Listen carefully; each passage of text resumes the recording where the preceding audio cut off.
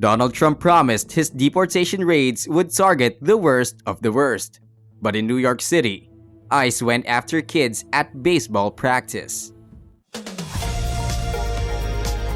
So I just told them there's one way into the batting cage and one way out. So I said, everybody get your stuff, get your gear, and go to the back of the batting cage. And I whispered to them, I said, listen, I'm not going to let them get through me. I said, if you guys got to climb this fence and get out of here, and, that's what we'll have to do. And I just said to myself, I'm willing to die to make sure that you get home. The agents demanded to know where the players' parents were from: Dominican Republic, Mexico, South America, Africa. But the coach stood his ground. And I just hear, what's your name, where you from?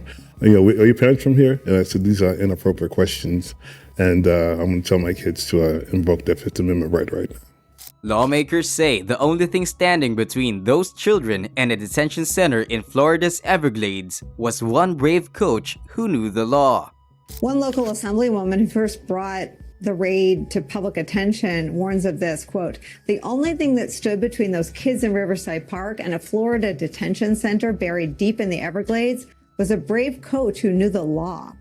Since that day, practice schedules have changed, and the fear has been so strong that only 2 players have returned. This academy has been around for 22 years. We graduated 400 kids out of college who walk around with degrees from Stanford and Princeton and Harvard, all African-American and Latino kids. So we're not going around saying, poor little us, because we do very, very good work.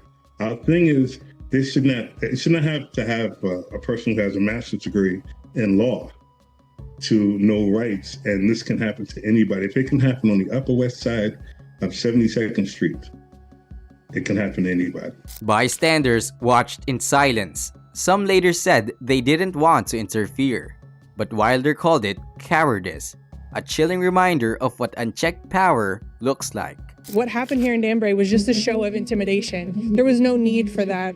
A youth baseball field became the front line in America's immigration war.